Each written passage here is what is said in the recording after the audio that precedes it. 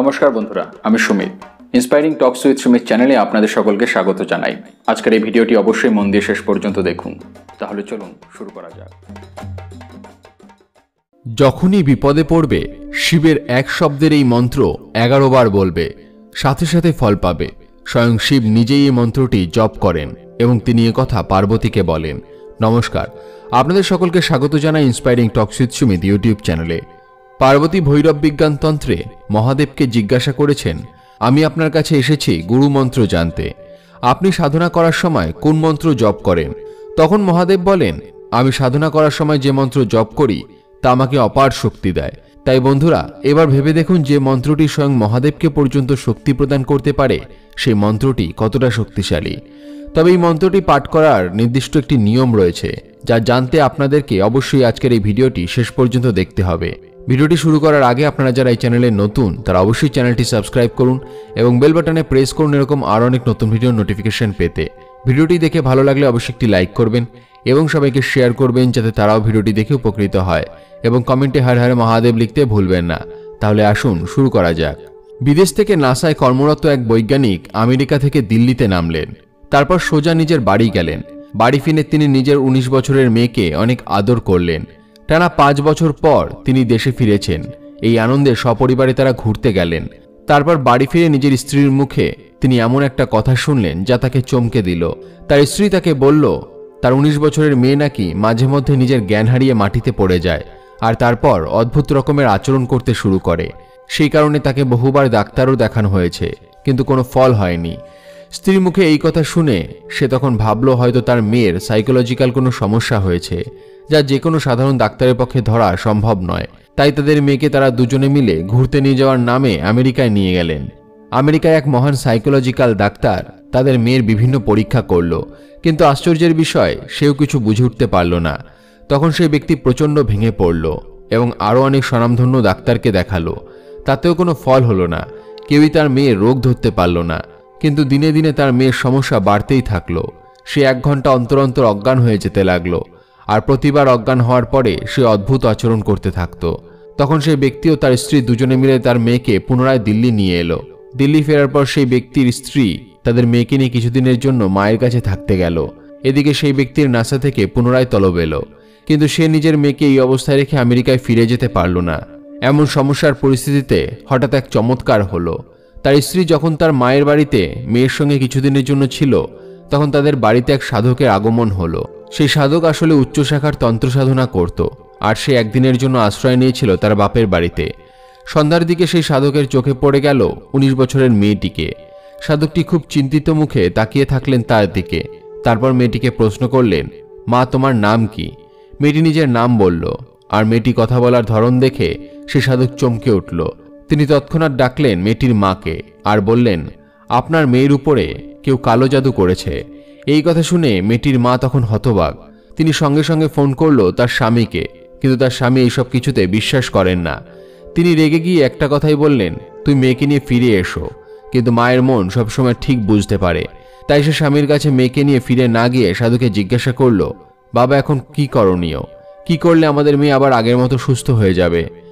আমি অনেক ডাক্তার দেখিয়েছি, কিন্তু কোনো লাভ হয়নি। এবার বাবা আপনি বলুন, আমি কি করব? তখন সেই সাধক বললেন, শান্ত হও মা, চিন্তার কিছু নেই। তুমি শুধু মহাদেবের এই মন্ত্রটি মেয়েকে মনে মনে 11 বার জপ করতে বলো। এই মন্ত্রটি জপ করার একটা নির্দিষ্ট নিয়ম আছে, যা আমি তোমাকে যাওয়ার আগে বলে যাব। আর এই মন্ত্রটি জপ করলে তোমাদের মেয়ের সঙ্গে সঙ্গে ঠিক হয়ে যাবে, সব বিপদ দূর হয়ে যাবে। এই বলে সেই সাধক শিব ঠাকুরের সেই মন্ত্রটি তাকে শিখিয়ে দিল। তারপর মহাদেবের আশীর্বাদে একটা চমৎকার হলো। সেই ব্যক্তি নিজের মেয়ের সঙ্গে স্ত্রীকে ফিরে আসতে না দেখে স্ত্রীর বাপের বাড়িতে গিয়ে পৌঁছালো। সেখানে গিয়ে সে দেখল তার স্ত্রী একটি মন্ত্র পাঠ করতে তাদের মেয়েকে সাহায্য করছে, আর তাদের মেয়ে একটি বিশেষ ভঙ্গিমায় বসে একটি মন্ত্র জপ করছে। আর তারপর থেকে কোনো প্রকারের সমস্যা ওই মেয়েটির আর হয়নি। আর সেই প্রশ্নের উত্তর খুঁজতে গিয়ে সেই সাধকের কাছে গিয়ে উপস্থিত হন ব্যক্তিটি। সাধক তাকে বলেন, বাবা, জীবনে যখনই কোনো বিপদে পড়বে তখন এই বিশেষ ভঙ্গিমায় 11 বার মন্ত্রটি পাঠ করতে পারো, তাহলে তুমি তৎক্ষণাৎ ফল পাবে। আর নিয়মিত এই মন্ত্রটি পাঠ করলে কোনোদিন কোনো সমস্যা তোমাকে ছুঁতে পারবে না। এই কথা শুনে সেই ব্যক্তিও মহাদেবের এই বিশেষ মন্ত্রটি নিয়মিত জপ করতে থাকে। আর বন্ধুরা, তারপর থেকে আজ পর্যন্ত ওই পরিবারটি সকল প্রকার সমস্যা থেকে মুক্ত, কারণ এই মন্ত্রটি স্বয়ং মহাদেবের সাধনার সময় নিজেই জপ করেন শক্তি লাভ করার জন্য। তাহলে এবার ভাবুন কতটা শক্তিশালী এই মন্ত্র। এই এক শব্দের মন্ত্রটি হল সোহাম। তবে এই মন্ত্রটি পাঠ করার একটি নির্দিষ্ট নিয়ম রয়েছে। এই মন্ত্রটি 11 বার, 21 বার, 51 বার বা 108 বার পাঠ করতে হয়। এই মন্ত্রটি বসে ধ্যানের অবস্থায় পাঠ করতে হয়। তবে মুখে উচ্চারণ করে এই মন্ত্রটি পাঠ করতে নেই। বসে ধ্যানের অবস্থায় চোখ বন্ধ করে নাক থেকে নিঃশ্বাস টেনে মনে মনে উচ্চারণ করতে হয় শো, আর তারপর প্রশ্বাস ত্যাগ করে মনে মনে উচ্চারণ করতে হয় হাম। অর্থাৎ নিঃশ্বাস নেওয়ার সময় শো এবং নিঃশ্বাস ছাড়ার সময় হাম, অর্থাৎ শ্বাসে প্রশ্বাসে এই মন্ত্রটি চলবে। এইভাবে প্রতিদিন মন্ত্রটি পাঠ করলে কোনো প্রকার সমস্যা আপনার জীবনে আসবে না, আর আপনি এই মন্ত্রের অসীম শক্তির মাধ্যমে যে কোনো অসাধ্যকে সাধন করতে পারবেন, নিজের মনের উপরে নিয়ন্ত্রণ রাখতে পারবেন, আর মহাদেবের আশীর্বাদ লাভ করবেন। চলুন কিছু অনুপ্রেরণামূলক উক্তি শুনে নেওয়া যাক। জীবনে কে কে আসে সেটা ইম্পর্টেন্ট নয়, শেষ পর্যন্ত জীবনে কে থেকে যায় সেটাই ইম্পর্টেন্ট। কিনারা যদি না পাওয়া যায় তাহলে কোনো ব্যাপার না, অন্যদেরকে ডুবিয়ে আমি সাঁতরাতে পারি না। যখন মানুষ ভেতর থেকে ভেঙে পড়ে তখন বাইরে থেকে চুপচাপ থাকা শুরু করে দেয়।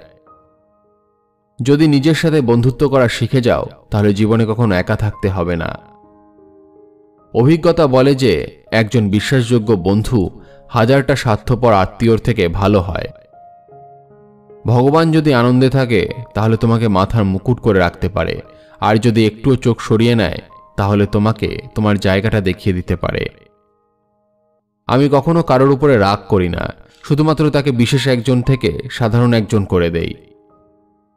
শান্তিতে এই কারণেই আছি যে লোকজনের থেকে আমি ধোঁকা খেয়েছি, কিন্তু কাউকে কখনো ধোঁকা দেইনি। আমাকে কেউ বুঝতে পারবে এতটা বোঝদার এখনো কেউ হয়নি। এটা মূল্য বৃদ্ধির সময়, এখন সম্পর্ক লাভ দেখে হয়। কিছু কথা অন্যদেরকে বললে নয়, বরং সেটা নিজের উপরে বয়ে গেলে বোঝা যায়। এই দুনিয়ার লোকজনের কাছে নিজের দুঃখ কখনোই প্রকাশ করো না, কারণ তারা সেখানেই নুন ছেটায় যেখানে আঘাতটা বেশি থাকে। দুটি ভাগে ভাগ হয়ে গেছে আমাদের সমস্ত ইচ্ছা, কিছু তোমাকে পাওয়ার জন্য গেছে আর কিছু তোমাকে মানানোর জন্য গেছে। আমার তোমার প্রতি কোনো অভিযোগ নেই, তুমি এসেছিলে তোমার ইচ্ছা মতো, চলে গেছো ইচ্ছা মতো। ভগবান ছাড়া এই দুনিয়ায় আর কেউ আপন নয়, আর আমরা ভগবানকে ছাড়া সকলের পিছনে পড়ে থাকি। এই দুটো সম্পর্ক মানুষকে পুরো বরবাদ করে দেয়। একটা হলো ধোঁকাবাজ বন্ধুত্ব, আর একটি হলো মিথ্যা ভালোবাসা। তাই বন্ধু ও জীবনসঙ্গী খুব সাবধানে বেছে নেওয়া উচিত, না হলে সারা জীবন কষ্ট পেতে হয়। প্রকৃত বন্ধু যতই রাগ করে থাকুক না কেন, কিন্তু তারা শত্রুদের লাইনে কখনোই দাঁড়াবে না। যে জীবনটা বেঁচে আছে সেটাকে নষ্ট করো না, তার থেকে ভালো তুমি তাকে ভুলে যাও। যারা একা ছেড়ে চলে যায় তাদেরকে এটা বলা জরুরি যে আমি একাই যথেষ্ট। সেই সব ভালোবাসাগুলো অনেক দূর পর্যন্ত যায় যেখানে ছেলেটা ভালোবাসা পায় আর মেয়েটা সম্মান পায়। এই জীবনটা হলো মাটির প্রদীপের মতো, তেল শেষ হয়ে গেলেই জীবন শেষ। জীবনে যদি কিছু ছাড়তে চাও তাহলে অন্যদের থেকে আশা করা ছেড়ে দাও, তাহলে তুমি সবসময় খুশি থাকবে। বন্ধুরা, ভিডিওটি দেখে যদি ভালো লাগে তাহলে অবশ্যই একটি লাইক করবেন এবং সবাইকে শেয়ার করবেন যাতে তারাও ভিডিওটি দেখে উপকৃত হয়। সবাই ভালো থাকুন, সুস্থ থাকুন এবং মনের বশে নয়, মনকে নিজের বশে রাখুন। ধন্যবাদ।